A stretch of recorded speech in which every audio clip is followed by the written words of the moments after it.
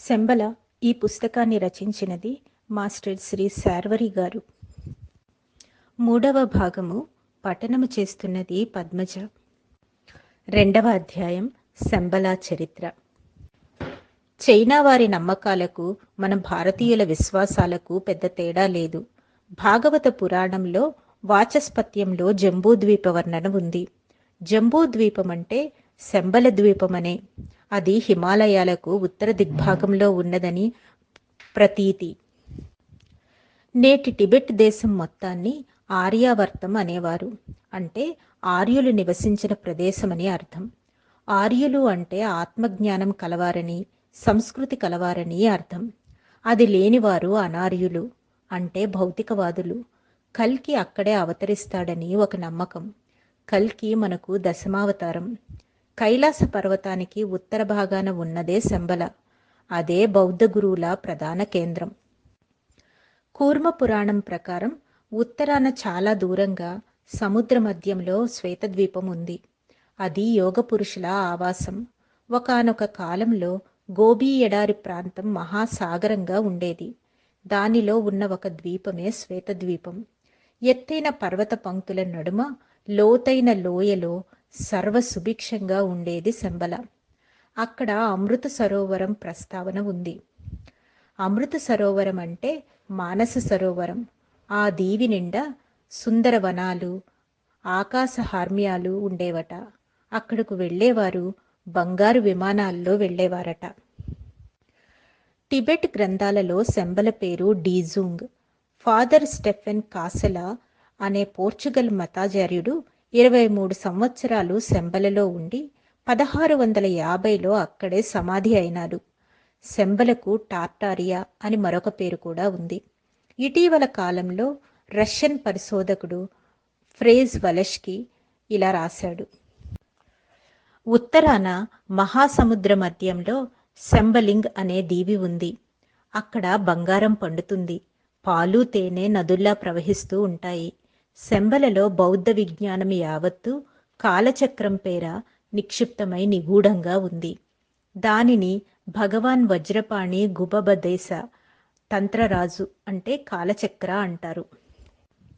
1447లో షిగాట్సే వద్ద బయటపడిన తాషీలుంపో మఠం శంబల గురించి లోకానికి తెలియజేసింది. అక్కడ లామాసరి మఠంలో 4000 మంది విద్యార్థులు ఉండేవారని, చాలా విద్యాలయాలు, ప్రార్థనా మందిరాలు ఉండేవని సమాచారం. 1923లో 6వ పెంచన్ లామా షిగాట్సే వదిలి చైనాకు పారిపోవడం జరిగింది.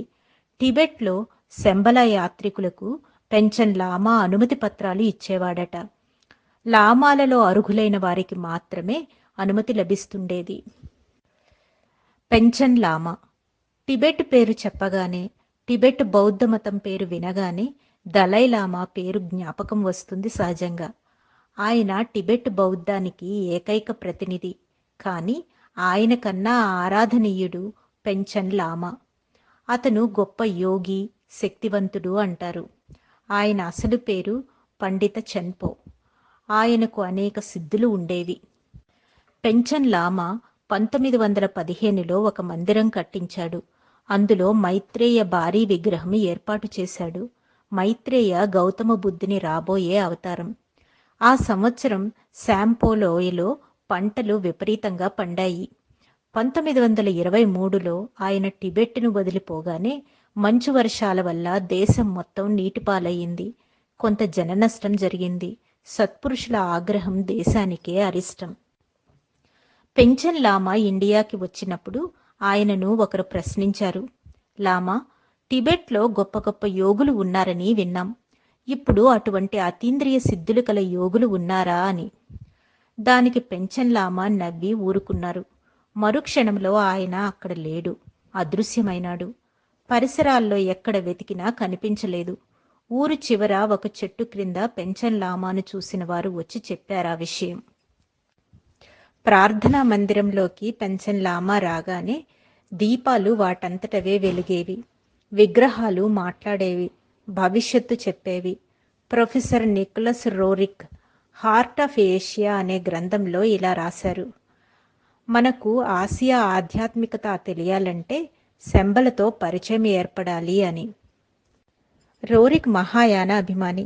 ఆయన రచనలన్నింటిలోనూ మహాయాన బౌద్ధం పట్ల పక్షపాతం కనిపిస్తుంది. మేడం హెలీనా రోరిక్ హిమాలయ గురువుల శిష్యురాలు. రోరిక్ కుటుంబం కొంతకాలం కులు లోయలో ఉన్నారు. కులు టిబెట్లో పడమట చివర. ఈ లోయలోనే వ్యాసుడు మహాభారతం రచించాడు. రోరిక్ మహాత్మా మౌర్యకు మీడియంగా పనిచేసేవాడు. తద్వారా మౌర్య గురించి మేడం బ్లెవెట్స్కేకి తెలిసింది. మాస్టర్ మౌర్య అగ్నియోగం గురించి చాలా రచనలు చేశాడు. మహాత్మా మౌర్య ఒక పుస్తకంలో శంబల గురించి వర్ణించాడు. బ్రహ్మపుత్ర నదీ తీరంలో నాగ సరస్సును వర్ణించాడు. శంబల విషయంలో రోరిక్ పరిశోధనలు ముఖ్యమైనవి. మహాత్మాస్ లెటర్స్ టు ఏపీ సిన్నెట్ ద్వారా శంబల గురించి, శంబల మాస్టర్స్ గురించి లోకానికి చాలా విషయాలు తెలిసాయి.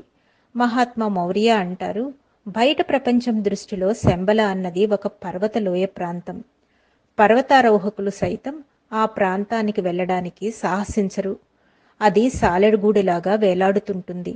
దారి తెన్ను తెలియదు, ప్రమాదభరితం.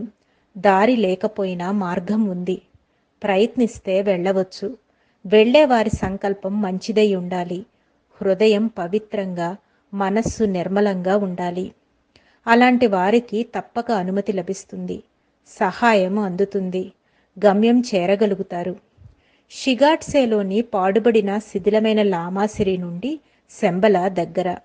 శంబల చిరకాలంగా బోధసత్వుల ఆవాసం. శంబల లామ్యింగ్ రోడ్ టు శంబల అనే పుస్తకంలో 3వ పెంచన్ లామా రాశాడిలా: శంబల దేశం పర్వత ప్రాంతం. 4 వైపులా ఎత్తైన పర్వత శ్రేణులు, భయంకరమైన మంచు పర్వతాలు.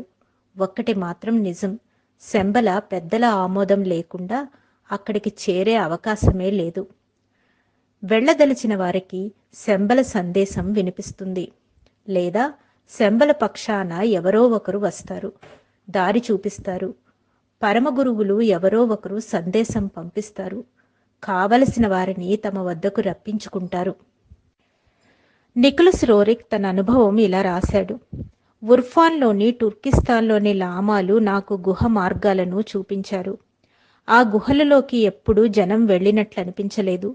అవి ఎంతెంత దూరమో కూడా అంచనాకి అందవు. ఆ మార్గం గుండా వెళితే శంబల వెళ్ళవచ్చా అని అడిగాను. అక్కడకు ఎవ్వరూ రావడాన్ని పరమగురువులు ఇష్టపడరు. వారి తపస్సుకు భంగం కలుగుతుందని భయం. వారు తపోభంగం క్షమించరు. ఇతర ఆశ్రమాల నుండి, బౌద్ధరామాల నుండి వచ్చేవారు లోపలికి వెళ్ళలేరు. నేల పగుళ్ల నుండి విషవాయువులు పైకొచ్చి మతులు పోగొడతాయి. కళ్ళు కనిపించవు, బుర్రలు పనిచేయవు, చనిపోయిన భ్రమలు కలిగిస్తాయి. ఆ విషవాయువులు శంబల చుట్టూ తిరుగుతూ శంబలను రక్షిస్తుంటాయి. ఆ దాపులకు వెళ్ళేసరికి మనుషులే కాదు, జంతువులు, పక్షులు సైతం దారి తప్పుతాయి, స్పృహ కోల్పోతాయి.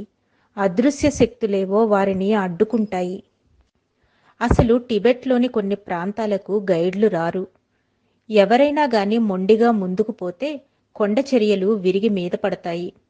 మరీ మూర్ఖంగా ముందుకు సాగితే రాళ్ల వర్షం కురిసి దారి తప్పడం జరుగుతుంది. గురువుల ఆమోదం లేకుండా శంబల చేరడం అసంభవం. ఎన్ని అగడ్తలున్నా, అవరోధాలు ఏర్పడ్డా మాస్టర్ల పిలుపు అందుకుని వచ్చేవారికి సరిహద్దుల్లోనే స్వాగతం లభిస్తుంది. అన్ని ఏర్పాట్లు వారే చేస్తారు. అక్కడ పరమగురువులంతా కలిసి ఒక చోట ఉండరు. వందల వేల మైళ్ళ దూరంలో ఉంటారు. కారాకోరం పర్వత పంక్తుల నుండి కల్గన్ వరకు, మానస సరోవరం నుండి గోబీ ఎడారిలోని లోబ్ నది వరకు మాస్టర్ల ఆశ్రమాలు విస్తరించి ఉన్నాయి. మాస్టర్లు ఉండే తావుల్లో అద్భుతాలు జరుగుతూ ఉంటాయి. క్రిందటి దశాబ్దాల్లో చైనా కమ్యూనిస్టు ప్రభుత్వం టిబెట్లో ప్రతి అంగుళం గాలించి శోధించింది. పెట్రోల్ బావులు బయటపడ్డాయి. టిబెట్లో చైనా అణుపరీక్షలు నిర్వహించింది. ఆ ప్రదేశాలు అన్నీ శంబలవే. ఆయా విపత్కర సమయాల్లో శంబల జ్ఞానులు కొండల్లో, కోనల్లో తలదాచుకున్నారు. టిబెట్ హిమపర్వత శ్రేణుల గురించి నికోలస్ రోరిక్ చాలా పరిశోధనలు చేశాడు. ఆ లోయలలో వేడినీటి చలములున్నాయి. వృక్ష సంపద పుష్కలంగా ఉంది. బయట వారికి అక్కడ కొండలు తప్ప ఏమీ కనిపించవు. అంతటి విశాల దేశంలో మాస్టర్ల ఆచూకీ తెలియడం ఏమాత్రం సులభం కాదు. పర్వతాలలో పరమగురువుల్ని గుర్తించడం అసంభవం. స్వచ్ఛమైన నడవడి, పవిత్రమైన హృదయం, మహాసంకల్పం, పూజ్య భావన ఉన్నవారికే శంబల చేరడం సాధ్యం. అనాది కాలం నుండి శంబల దేవభూములనే ప్రశస్తి ఉంది. అక్కడి స్త్రీలను రోరిక్ చిత్రీకరించారు. వారు కొండల్లో నగ్నంగా తిరుగుతుంటారు. అయినా వారి నగ్నత్వం ఎబ్బెట్టుగా ఉండదు. వారు దిగంబరం అనిపించదు. పూజ్యభావం కలుగుతుంది. ఆ భావనే వారికి రక్షణ. హిమాలయాల క్రింద వరుసలో అనేక గుహలున్నాయి. ఆ గుహలు ఎక్కడికి దారి తీస్తాయో తెలియదు. ఎవరూ వెళ్ళిన వారు కనిపించరు. అవి కాంచనజంగా క్రింద నుండి పోతాయంటారు. అంటే శంబలకు. ఆ గుహలకు పెద్ద రాతి బండలు అడ్డంగా ఉంటాయి. వేరే తలుపులుండవు. ఎవ్వరూ ఆ బండల్ని కదిలించిన దాఖలాలు లేవు. హిమాలయాల్లోని దక్షిణ గుహలన్నీ శంబలకు దారితీస్తాయి. వాటి ఆనాపానులు పరమగురువులకే ఎరుక. వారు మృత్యుంజయులు.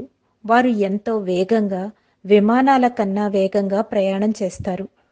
వాయువేగం, మనోవేగం అంటామే, అంత వేగం. ఎగిరే పళ్ళాలు. నా చిన్నతనంలో ఫ్లయింగ్ సాసర్లను చూశాను. అవి ఎగిరే పళ్ళాలు.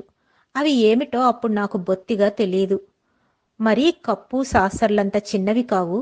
20 అడుగుల పరిమాణంలో ఉండి గిరగిరా తిరుగుతూ ఆకాశంలో కనిపించేవి. తరువాత కనిపించలేదు. అవి రానూ లేదు. ఆ రోజుల్లో జనం వింతగా చెప్పుకునేవారు. వాటిల్లో దేవతలు సంచారం చేస్తారనేవారు. అవి శంబల నుండి వచ్చిన బుల్లి విమానాలని ఇప్పుడు నాకు అనుమానం. ఆకాశ మార్గంలో రథం వెళ్లడం లాంటి పురాణ కథలు ఉన్నా నిజంగానే జరుగుతాయని నా అనుభవం. దేవతలు, గంధర్వులు, అప్సరసులు పూల తేరులపై వస్తారట. ఇటీవల రమణ మహర్షి నిర్యాణం చెందినప్పుడు ఆయన ఆత్మజ్యోతిగా మారి ఆకాశ మార్గాన వెళ్లడం చాలామంది చూశారు. ఆ మందిలో నేను ఒకటిని. రాజాజీ పోయినప్పుడు ఆయన ఆత్మ బంగారు రథంలో పోవడం మద్రాస్ బీచ్లో నేను చూశాను. టిబెట్ యోగి మిలరెపా నిర్యాణం చెందినప్పుడు ఆయన ఆత్మ ఆకాశయానం ఆయన శిష్యులు, భక్తులు అయిన వారు చాలామంది చూశారు. ఇవన్నీ సత్యాలు. ఫ్లయింగ్ సాసర్లు నిజం. ఏ పుణ్యాత్ముల ఎన్నిక కోసం అప్పట్లో శంబల ప్రతినిధులు ఆ ఫ్లయింగ్ సాసర్లో ప్రయాణం చేశారో నాకు తెలియదు.